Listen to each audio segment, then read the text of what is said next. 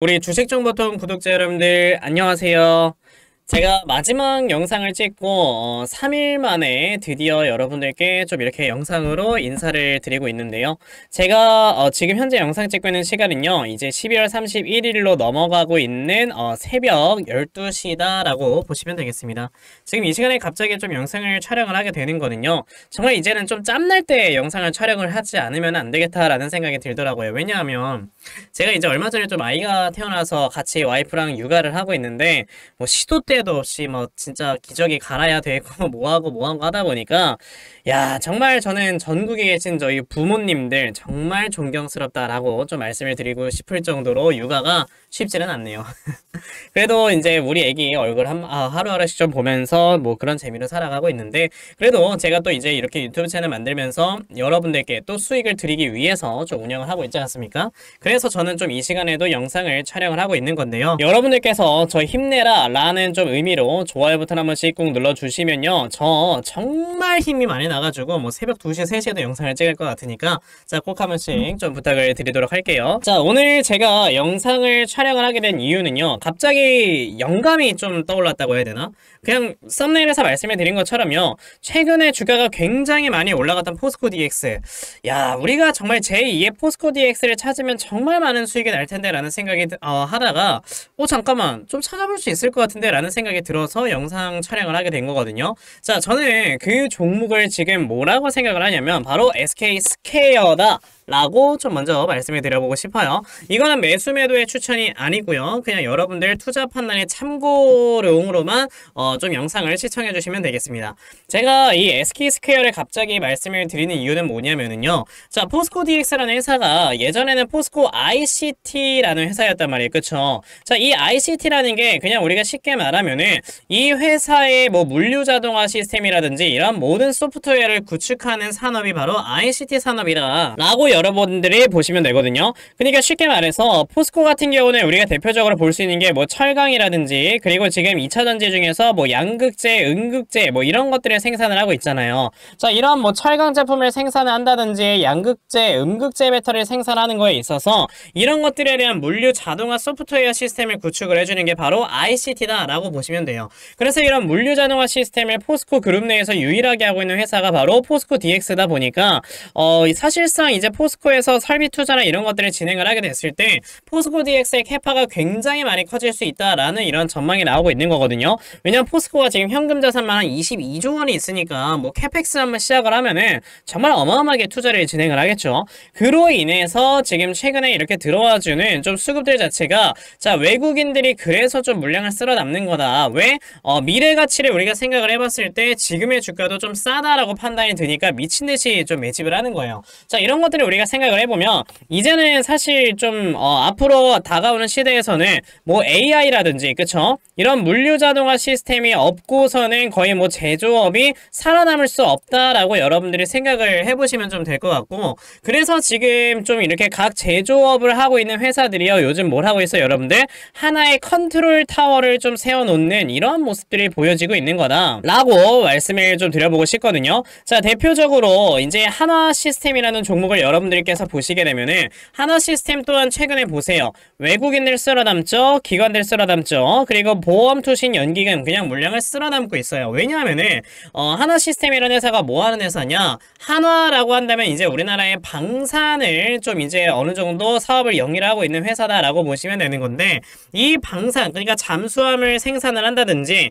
아니면 이제 한화 에어로스페이스에서는 뭐 자주포나 이런 것들을 좀 생산을 하지 않습니까? 자, 그런데 들어가는 소프트웨어, 자, 이게 사실 잠수함을 하나 우리가 건조를 하는데 1조 원이 든다라고 한다면 이 안에 들어가는 소프트웨어 가격이 한 5천억 정도 되거든요. 자, 그러다 보니까 이러한 뭐 자동화 시스템이라든지 이러한 시스템을 모두 다 설비를 구축을 해주는 회사가 바로 한화 시스템이라고 보시면 돼요. 그래서 최근에 좀 이렇게 굉장히 많은 물량들이 들어오면서 주가가 굉장히 가파르게 많이 올라와주고 있는 거고, 그러니까 이제 한화그룹에서는 어떻게 보면 좀 한화 시스템이라는 회사에다가 컨트롤 타워를 하나 두고 좀 전 이런 좀 분야를 계속해서 아우를 생각이다 라고 우리가 좀 생각을 해보면 되겠고요. 그리고 이제 대표적으로 삼성 같은 경우는 저는 삼성 SDS가 좀 그런 것들을 진행을 하고 있다 라고 생각이 들어요. 그래서 삼성 SDS 같은 경우도 최근에 주가가 굉장히 굉장히 가파르게 상승을 하고, 자, 보시다시피 외국인 뭐 기관 금투 연기금 물량 쓸어담고 있는 모습을 보실 수가 있어요. 그쵸? 자, 그러면 사실 이미 삼성그룹 같은 경우는 삼성 SDS가 어느 정도 컨트롤 타워로 자리가 잡혀지면서 주가가 많이 올라왔죠.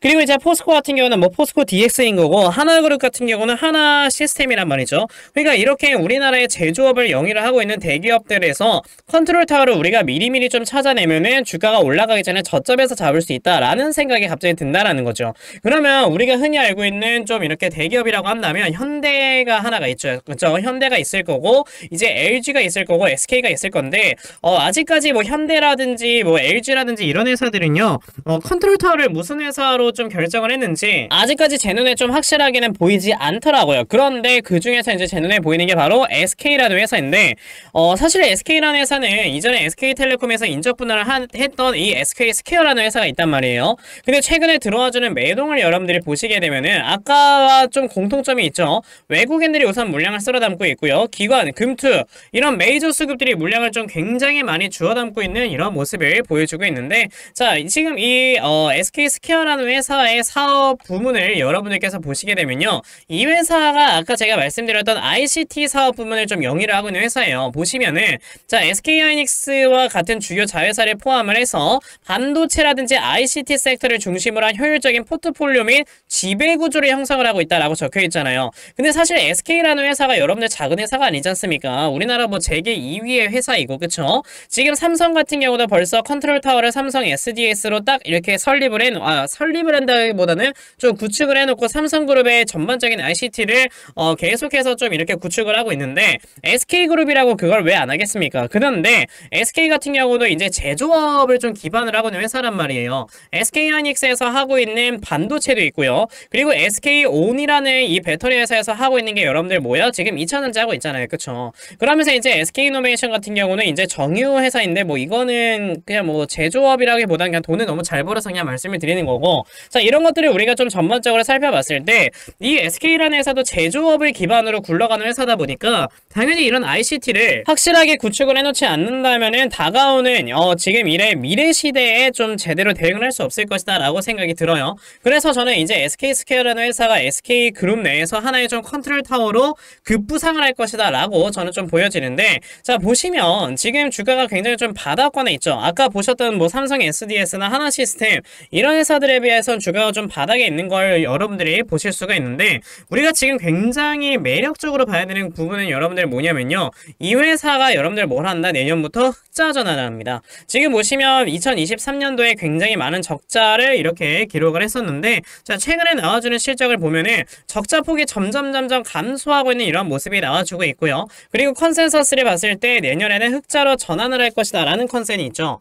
그렇다라는 거는 어차피 이제 23년 다 끝났고, 어차피 우리가 주가의 밸류를 따질 때 24년이나 25년도의 실적을 가지고 좀 밸류를 따져봐야 되는 건데, 24년도, 25년도 흑자로 전환되는 게 이제 우리 눈에 딱 확인이 된다라고 했을 때는 SK스퀘어라는 회사도 이제 좀 단기간에 주가가 가파른 각도로 올라갈 수 있는 회사다라고 우리가 생각을 해봐야 될 거다라고 저는 생각이 됩니다. 그래서요, SK스퀘어 같은 경우는 사실 지금 가격이 너무 부담도 없는 가격이다 보니까 지금 이렇게 올라가고 있는 우상향 추세가 살아있는 한 이 구간을 우리가 분할 매수를 하면 되겠다라고 저는 생각이 들고요. 그래서 지금 가격에서부터 대략 한 45,000원에서 4만원 라인까지 우리가 꾸준하게 분할 매수를 이어나간다라고 했을 때는 저는 이 앞에는 전고점 8만원을 좀 뛰어넘는 이런 주가의 움직임도 나와주지 않을까. 아무리 우리가 좀 주가를 보수적으로 잡은다 하더라도요, 이 앞에는 한 65,000원 정도까지는 주가가 충분히 올라갈 수는 업사이드가 남아있는 회사다라고 저는 생각이 들고, 사실 주가가 올라갔을 때 우리가 볼 수 있는 기대 수익률은요 그렇게 크지 않아요. 대형주다 보니까. 그런데 좀 큰 자금을 운영을 하시거나 아니면 좀 안정적인 투자를 원하신다 하시는 분들이라면 이런 대형주 단에서는 SK스퀘어라는 회사를 우리가 좀 살펴보면 어떨까라는 생각이 들어서 영상을 좀 찍게 됐습니다. SK스퀘어에 대해서는 좀 여기까지 여러분들께 말씀을 드려보도록 할 거고요. 앞으로 더 좋은 정보와 함께 여러분들께 영상을 꾸준하게 말씀을 드려보도록 할 거니까요. 제 영상이 여러분들께 이렇게 도움이 되었다면요, 우리 좋아요 버튼 한 번씩 눌러주시고 구독 버튼 한 번씩 눌러주셔야 되겠죠.